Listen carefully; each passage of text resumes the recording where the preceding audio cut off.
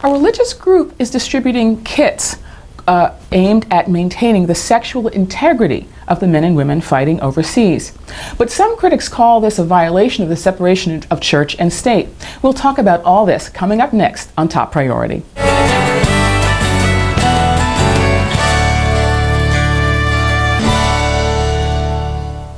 We've all heard about the casualties arising from our campaigns overseas in Iraq and Afghanistan. Yet some civilian and military leaders are concerned about another kind of casualty. This casualty of military marriages. According to the Defense Department, the number of divorces among Army personnel have risen steadily over the past 5 years. In 2004, almost 10,500 soldiers in the Army were divorced. That's 3,000 more divorces than the previous year. And one group thinks it may have a solution, a way to keep soldiers on the straight and narrow. They're called Every Man or Every Woman's Battle Kit, and they include a Bible and other reading material meant to promote sexual integrity. Steve Arterburn is the founder of New Life. It's the organization that's providing the kits, and he joins us from Los Angeles. Thanks, Mr. Arterburn, for joining us. How did these kits, who developed these kits? Who's requesting them, and what's in them? Well, we had requests from chaplains over there to provide the guys with some materials, because when you've got people very far away from home under very stressful situations and then a lot of time on their hands, you tend to be more susceptible to all sorts of temptations. And the chaplains over there, they like to do things that make the guys feel more at home and keep them connected to the people back home. So they asked us for the materials, and we put together the kits, and we've sent about 11,000 of the kits over there. We've got more requests than we have money to send, but we've gotten the emails back, and they've really enjoyed getting the materials, and it really is to help them fight the moral war that goes on in everybody's soul while they're fighting for our country. How did these chaplains find you or your organization? Well, the book Every Man's Battle has been a bestseller among religious books. It's sold about 1 million copies, and so many of the chaplains that went over there are familiar with that book, Every Man's Battle, and they took it with them. They emailed us and asked us for copies, and we sent over about 140 copies. We got all these great pictures back of the guys in helmets unloading the books and spreading them out to the soldiers, and them conducting Bible studies and group studies with it. So it just inspired us to give them more materials, and it seems like it was a good thing, because we've had over 20,000 of these kits requested from the chaplains there in Iraq and in Afghanistan. And you say you've sent about 11,000 of the 20,000 that you've had requested for. So you have an unmet need. There are more people requesting these than you've actually been able to send. Is that what you're telling us? Right, and of course we've only had about 6,000 of the 11,000 we sent were paid for and sponsored by other people, and we're very grateful that a lot of people have come alongside and said that they want to pay for them. But we have an unlimited amount of requests that we just can't get to, and if we can get these funded, then we'll send more over. But they're really surprised at all the stuff they get. They get a Bible, they get the book Every Man's Battle and the workbook that goes with it. They get a Bible study for them and the guys, and then they get a devotional. So it's about $75 worth of materials that they get, and it only costs $50 to send one over there. Okay, just briefly before I bring in the other guests, you keep saying guys.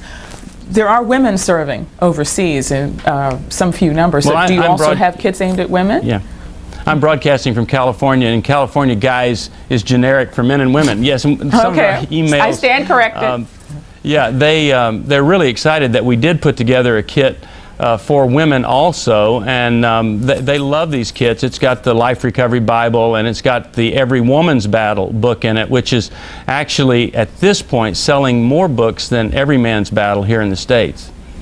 Okay, now, and I want to bring in our other guests. We're also joined by Mikey Weinstein. He's the president and CEO of the Military Religious Freedom Organization, and Paul Rykoff, who's a former soldier who also served in Operation Iraqi Freedom. He is now executive director and founder of Iraq and Afghanistan Veterans of America. Thank you both for joining us. Mikey, you told one of our producers that you thought this was disgusting and despicable. What could be disgusting about trying to keep marriages intact by promoting sexual fidelity? There's absolutely nothing wrong with the with the what of the message. That's not the point here. The issue is the why, the how, and the whens. It's not the message itself. Of course, I think the idea of keeping marriages and things together are perfectly fine. The problem is we have something called the U.S. Constitution, and right now we have a chaplain's corps that seems to understand or misunderstand massively, either intentionally or unintentionally, what the constitutional imperatives are here. We've got a situation where, I mean, I'm suing the Air Force. We sued them 90 days ago, and from the way it sounds now, I'm looking forward to probably recommending to my board that we'll sue on this one also. But could you be more specific about what exactly you find objectionable?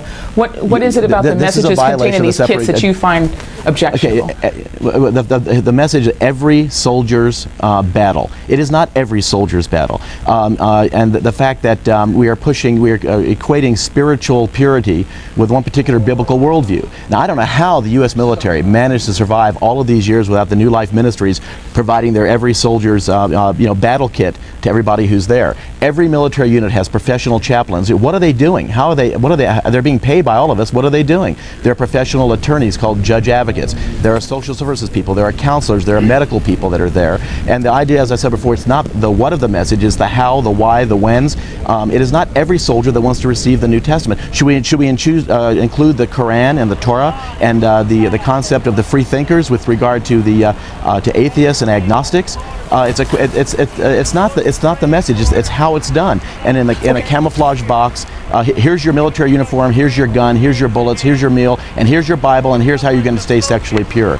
It's completely we need to take a short break. But before we do, Mr. Weinstein, just hold on. But before we do, I wanted to bring in our other guest, Mr. Rykoff. Mr. Rykoff, you know, the military, as a recent active duty service member, I mean, you know, I think better than most, that the military already polices sexual conduct in a way that we would not consider acceptable in civilian life. For example, adultery is a crime in the military. You know, there are certain rules against fraternization that we don't have to observe in civilian life. So do you find this, Mr. Afterburn's kits or these products, do you find them beyond kind of the pale of what's already appropriate for military service members? Do you find them as objectionable as Mr. Weinstein does? Well, I don't think not as much as Mr. Weinstein, but I think it's important that we dig down and find out what the extent of the involvement of this product actually is.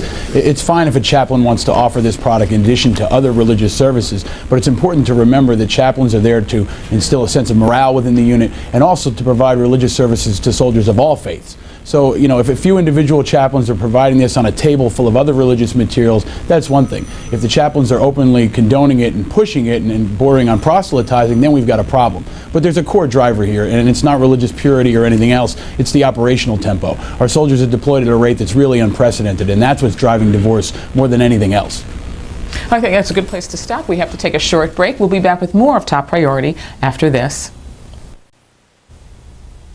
Welcome back to Top Priority. I'm Michelle Martin in Washington. We're talking with a group of guests about a group of kits that are being sent to overseas service members, and these kits are designed to promote sexual integrity. But not everybody is raving about these kits. Some consider them a violation of the principle of separation of church and state. So I want to go back to Steve Arterburn of New Life Ministries. His group is disseminating these kits, and I think it's fair to point out that not every soldier is receiving these. I mean, we have over 100,000 people serving in Afghanistan and Iraq, and if your group has only sent, 6 to 10, 11,000 of these. 11,000 kits. Clearly, 11,000 kits, and clearly everyone is not receiving them. But what about the objections that Mr. Weinstein raised, that there seems to be an effort to promote a pretty narrow view of faith in these kits, and that there's something kind of exclusionary about it, that something even perhaps I guess coercive about it. What do you say to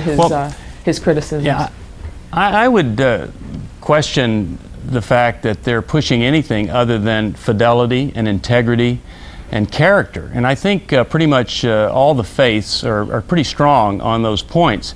And a chaplain can use this or not. What I get these emails back that say things like, wow, thanks for all these materials.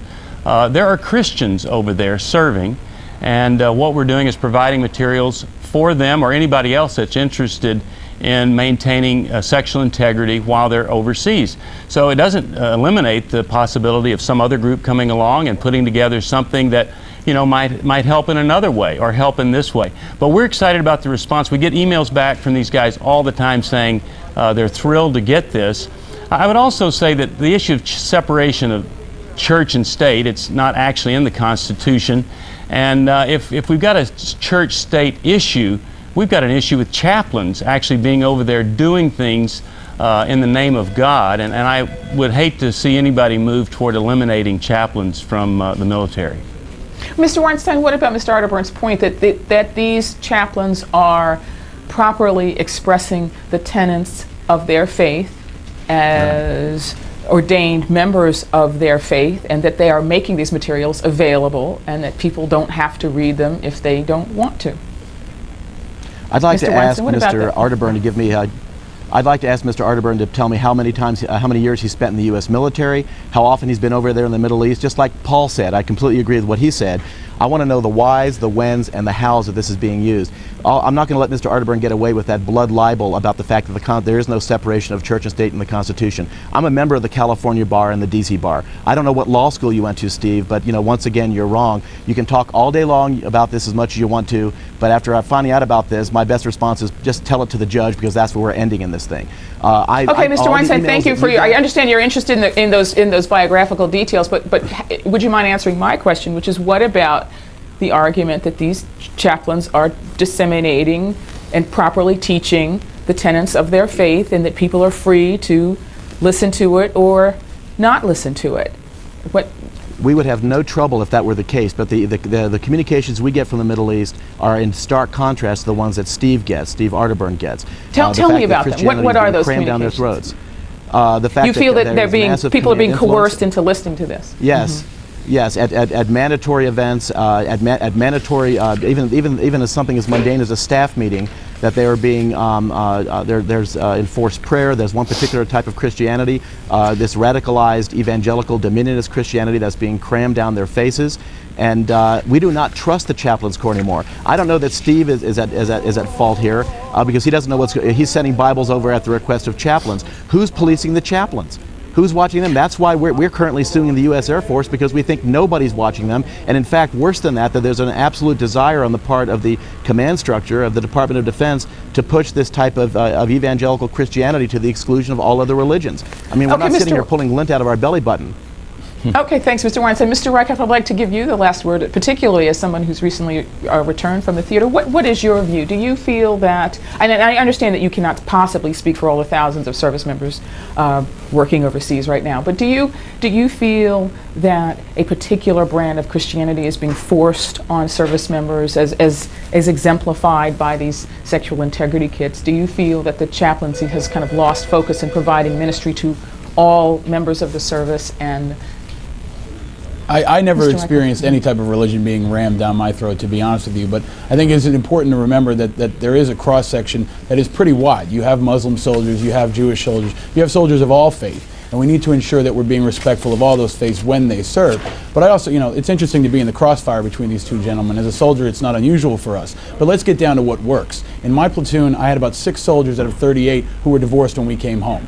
And at the end of the day, it was the operational tempo. It was the fact that we were extended 4 times and sent to Iraq for 12 months or more that really impacted morale and forced soldiers to have divorces. And at the end of the day, these grassroots efforts are nice, and I appreciate it. I wish we could get the same type of response for body armor and vehicle armor. But at the end of the day, I really don't think that these are going to have a dramatic impact on the overall divorce rate in the military. We're going to have to really bite off a larger picture if we're going to try to attack that.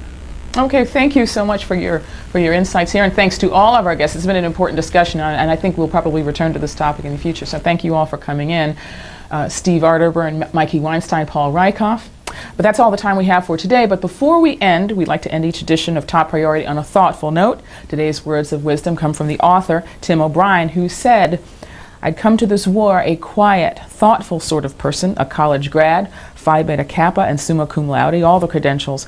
But after 7 months in the bush, I realized that those high civilized trappings had somehow been crushed under the weight of the simple daily realities." Thanks again to our guest. I'm Michelle Martin in Washington. Don't forget to log on to ABCNewsNow.com, where you can always find out the top priority. Thanks for watching.